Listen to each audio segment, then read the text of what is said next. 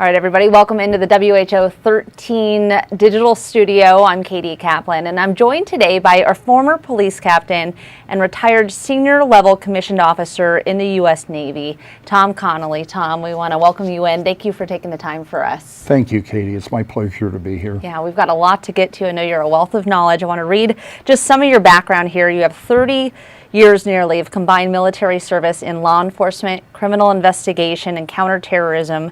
You have been recognized as one of the world's most influential people in security, so we're very lucky to have you in today. And you're bringing decades of experience in high-level investigations and complex security operations along with you to talk today. And you now serve as the president and CEO of the Connolly Group based here in Des Moines. Today we're going to talk about the Nancy Guthrie case. There's a lot to cover on that. And so first and foremost, would you just speak with us about what stands out to you the most regarding how her case has been handled now that we're a little over 2 weeks out? Sure. First of all, it's a tragic event. I think we can all agree on that. We look at our own mothers, what would happen if they were taken. Right. So I think we have to take a look at the Guthrie family first and foremost as humans and as victims, and not, maybe what Savannah does for a living. Separate out who she is from what she does for a living. Sure. Because there's real victims, and those are the people that are important.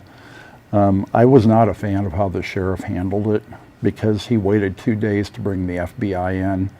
That's something that I would have done immediately. I would have secured the scene and not let it go until the FBI told me it was time to let it go, because you want to preserve evidence. The first 48 hours is typically the sweet spot to be able to find people. And that passed about before the sheriff brought the Bureau in. And I understand there's been some infighting since, and cases have no place for infighting. It should be all hands on deck, pulling in the same direction, which is to get justice and bring the mother home. Yeah. So I am not impressed how that sheriff handled it. I've been very impressed with the FBI. They have amazing assets that people don't even know about. But I am concerned about that 2 days that lapsed. That was a critical 2 days. Yeah. What do you think would be the reasoning behind why the sheriff wouldn't have immediately called for that extra help and asked the FBI to come in and let them somewhat take the lead, or at least work, in concert with each other? Sure. I've worked with a lot of sheriffs, and like in Iowa, we have a lot of great sheriffs. Mm-hmm. A lot of them have been through the FBI Academy. They have a police management course. And I don't know if that sheriff has or not, but the problem really is that ego gets in the way. There's an old saying that ego is the anesthesia that numbs the pain of stupidity. Oh, wow. And when you look at, well, this is my turf and I'm in charge here, that gets real dangerous, because what you should always be looking at is what's best to solve the case and what's best for the victims. And if you do that, then there's never any conflict. Right. So again, I would have brought the FBI in immediately. I mean, immediately. So really that's my criticism, and then, infighting just has no place. Yeah, absolutely. Especially in a situation where there's somebody that's missing and it's unknown what their condition is. Can you tell us what signs you've picked up from what you've learned about the investigation regarding Nancy Guthrie, and potentially whether or not she's alive, where she might be, what might have happened to her? Well, of course, I don't know. If I had to bet, I would bet that she is deceased, unfortunately.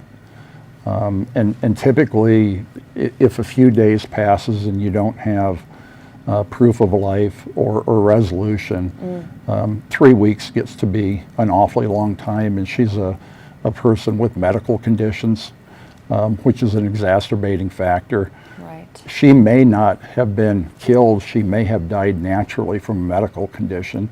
Take a person like that with her medical conditions and induce a great amount of stress on them, that can induce, problems. Sure.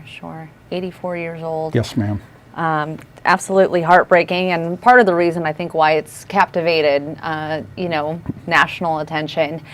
How much do you think Savannah's position and fame played a role in this? We don't know for sure whether or not she was kind of the factor, but it is believed that, you know, that's part of why her mother was targeted. Is that something that you would also be led to believe? Yes, if you just use common sense, the normal person doesn't have $6 million sitting around, but Savannah probably has access to that. Right. So, you know, I would guess it's her position and her fame that, you know, was that nexus. Because if you're going to kidnap somebody, presumably there's a quid pro quo that you want, you know, for exchange. And if somebody just doesn't have that, then it sort of makes things moot to even do it. Sure. So I think that was probably the driving factor, unfortunately. Sure. And what about copycats? Because if you really look at the situation, it could be replicated at any level. It doesn't have to be Savannah Guthrie level of fame and access to money. And with the Bitcoin being introduced now, that's hard to track. Is that a fear or something that you would expect to see, to have copycats? In this you know, there certainly could be. The core problem is that people don't take their security for real. That's the core problem. And your security, your personal security, your corporate security has to be based on the risk profile. And so if you have a daughter who's famous by any standards, that increases the risk profile over your neighbor who doesn't have that daughter that's famous. Sure. And so the security has to be appropriate for the potential risk that exists. And so the key is to get adequate security, and that's that tipping point between security expenditures and security return, adequately hardening the target to make it more difficult for people to be successful. Because bad guys do risk management too. If you make it too difficult for them, they'll probably just skip on the target, and that's what you want. And by all, you know, by everything I've seen, you know, Mrs. Guthrie unfortunately had inadequate security. Are there specific steps that she could have taken specifically that you think would have enhanced her security? She had Ring and maybe Nest cameras. I would never suggest wireless, let alone Nest cameras inside a home. What people should do is have power over Ethernet cameras, and that means an internet cable that runs to the cameras, and that goes to a network video recorder. It plugs in there, and that network video recorder should be secured in the facility, like inside the house, so people just can't grab it and run. And so I believe in wired stuff. Doorbell cameras are fine, but don't let your whole security program be on Ring or Nest. That's it. You know, it's just horrible. Really, it's just horrible. And so we don't know about the locks on the door. We don't know about an alarm system, which is another factor. We don't know about if the door jamb was reinforced. Many times people have good locks and a bad door jamb, so you just kick the door in and the jamb goes in. Wow. So you have to reinforce that too. We don't know if she had a panic button by her bed. Typically alarm systems, not only burglary and fire, but also natural gas detectors, radon detectors, and then a panic alarm so that you can manually summon, you know, law enforcement. We don't know if there was a barrier between her and the outer living area. I would suggest that, for instance, she have a bedroom door that locks and that's reinforced, an alarm system. So if the alarm goes off, you buy time between when the bad guy comes in and when law enforcement can get there. So you buy that critical time. You never want to make it easy for bad guys. And so they would have had a lot better video. They would have had video of the whole inside of the house, you know, had they had that system. And so her risk profile really demanded that level of protection. We still haven't heard about an alarm yet. We don't even know if there's a security system. And that's like security 101. Yeah. Yeah. You have to have an alarm system, and it has to be appropriate for the facility, for the structure. Sure. Yeah, in hindsight, everything you're saying makes a lot of sense. I want to focus now on some of the evidence that has been made public, that has been gathered. You talked about that Nest camera. Initially, the sheriff had said there was no camera that was available. All the avenues for obtaining it had been explored, and the video company had said there were no other options. And then almost a week later, all of a sudden, there was this really important video of the perpetrator put out there. Any thoughts on how that was obtained through a back channel? How was that able to be obtained? And really, what should consumers think about when they're going out to purchase these, and the implications that has for them? It's my belief that Google and Amazon, and both Blink and Nest are owned by Amazon. All those companies record that video on an ongoing basis, and they do it to sell information to third-party brokers. If you can understand someone's pattern of life, then you can predict what they're going to do, and that's valuable to people who sell commodities.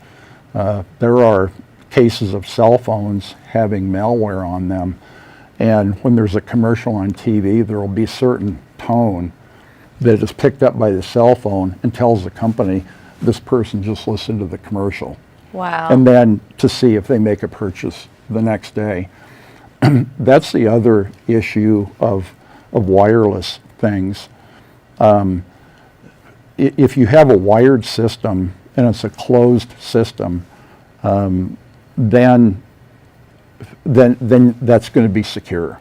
It's just going to be secure. You can't use a camera for alerting. That's what you need the alarm system for. So it's sort of the right tool for the right job. They work in conjunction with each other. Okay. But people should assume that if they have a Nest, Blink, Ring camera, that video is kept indefinitely, and it is horrifying to think of that inside your home.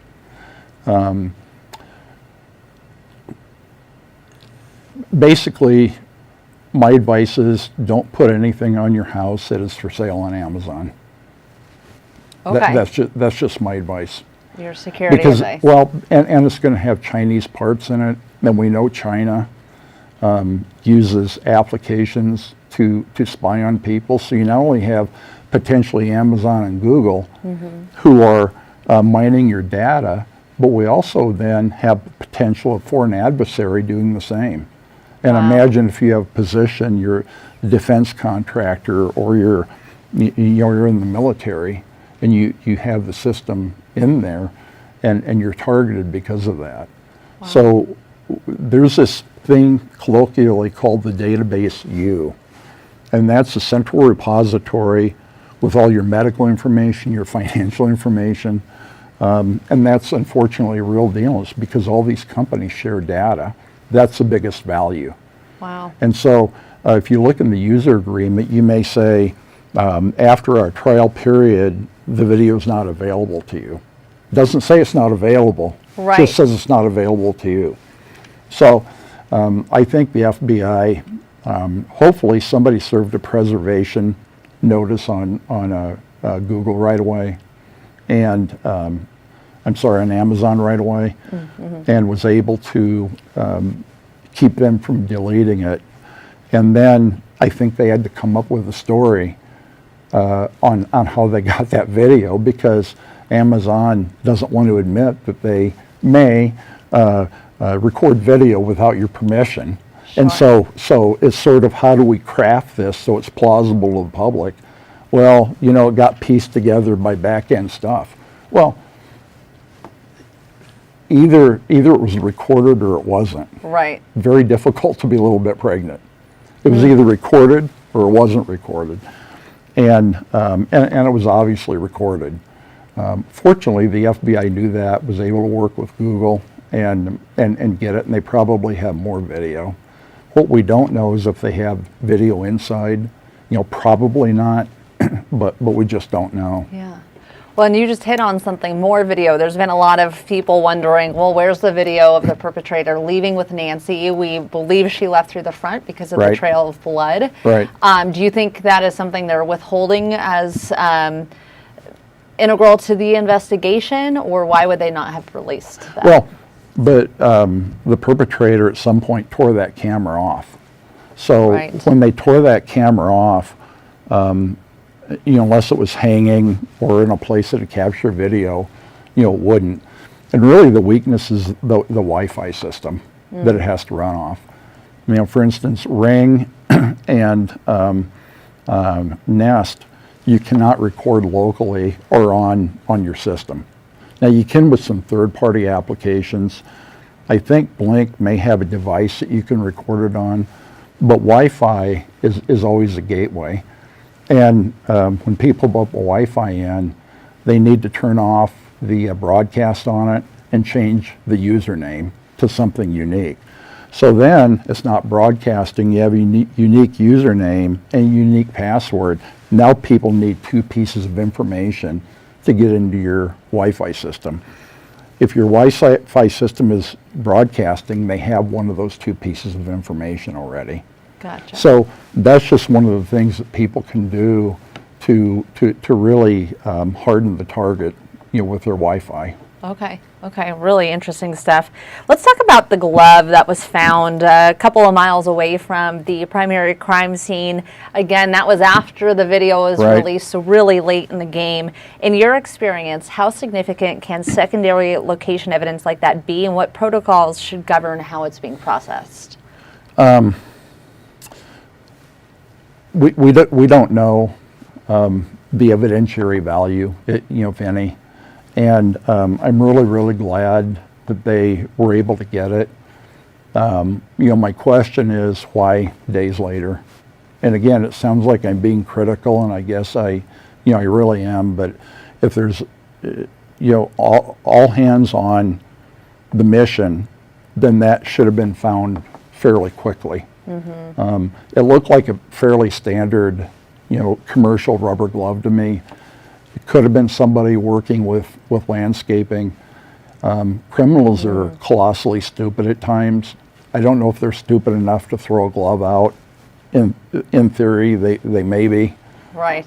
But you just don't know until you run it. Right. So anything that is a potential piece of evidence you want to preserve. The problem is, even if they catch a bad guy, it's probably going to be excluded from trial. Okay. Because it was not secured initially, which Sure. is the the problem with the scene not being kept secure right away. Right. Okay. So. Well, really interesting. Another clue, I guess, is the Ozark Trail hiker backpack that the abductor was allegedly wearing, identified by the FBI as the type of backpack they had on. How easy or difficult is it for law enforcement to narrow down when the perpetrators may have purchased it? How close can they get? Will they get a specific transaction at, say, a Walmart, or would it be to a demographic of people in a region? Really hard.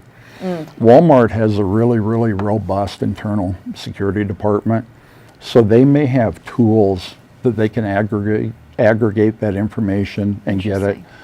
But trying to find out who bought something at Walmart is probably the most difficult thing in the world. It's not, your local ABC hardware store that you bought a 5/16 screw that was 7 inches long. It's this backpack that probably millions of people have. So it's not really looking for a needle in a haystack. It's looking for a needle in a whole field full of haystacks. But it's worth pursuing. I mean, every lead is worth pursuing, and I have full confidence that the FBI has people on that dedicated to that one mission, and they're working with Walmart. One of the issues is, did the individual pay cash or not? Did they buy it with other items or not?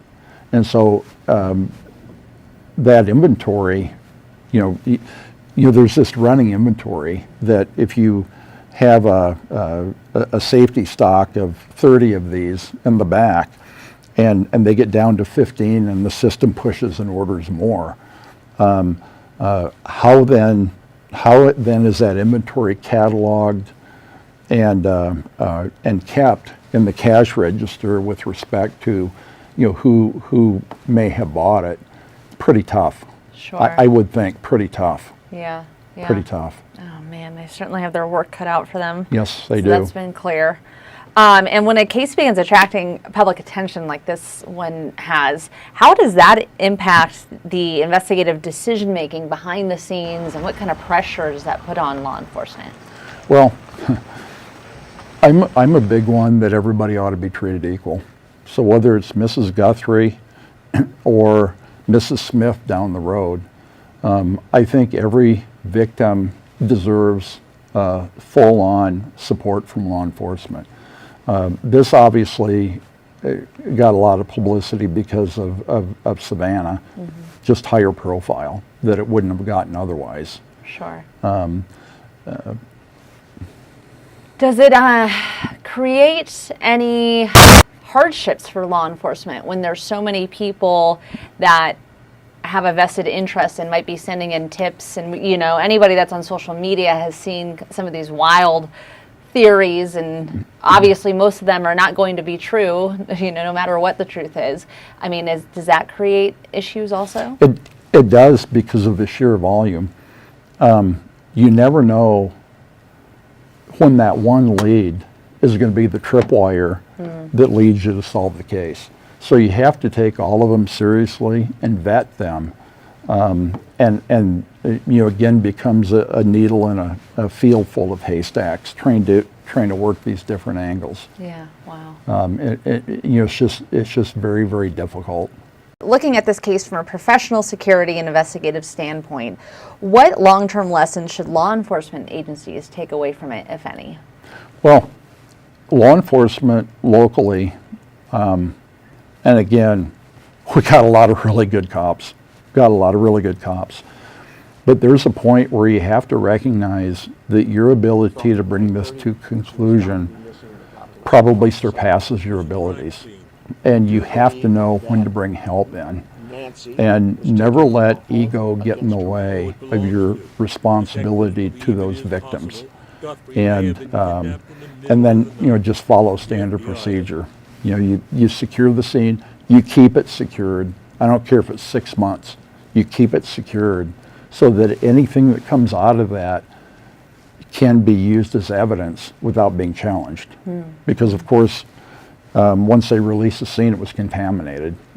So from an evidentiary value, if they found something critical, they could potentially let a murderer go simply because they can't use that piece of evidence. Wow.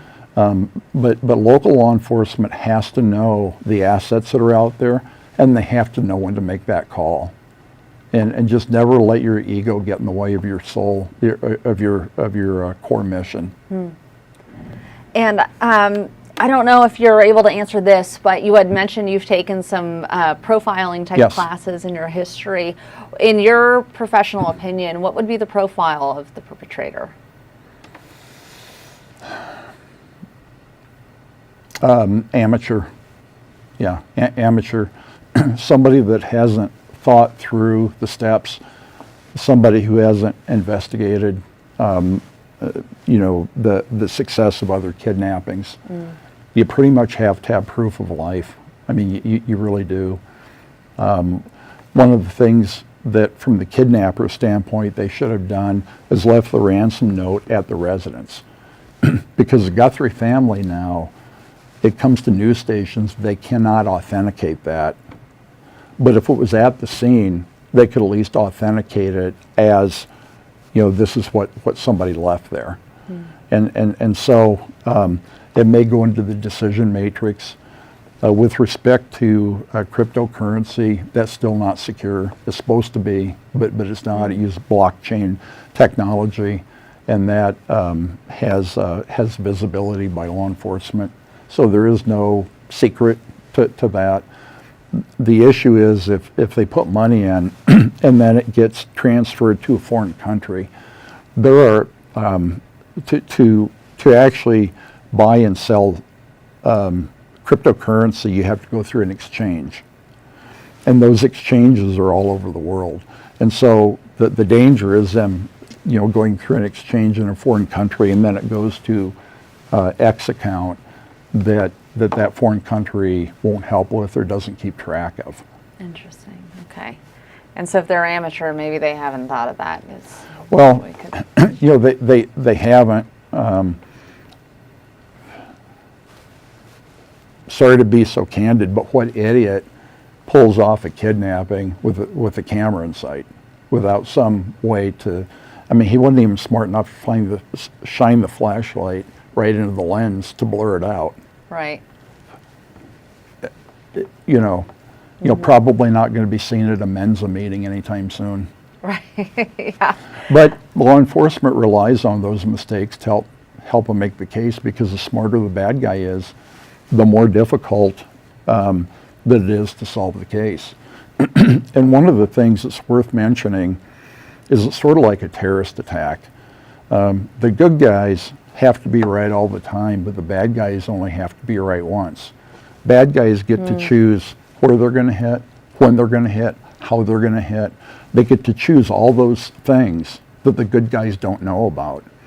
So when something occurs, you're trying to fight all those variables that you can't control, and you're trying to find them out. That's why with terrorism, you really want to catch people during this, and because if they're able to be successful, you've already lost. Then it's just a matter of trying to minimize damage. So you want to prevent that from occurring.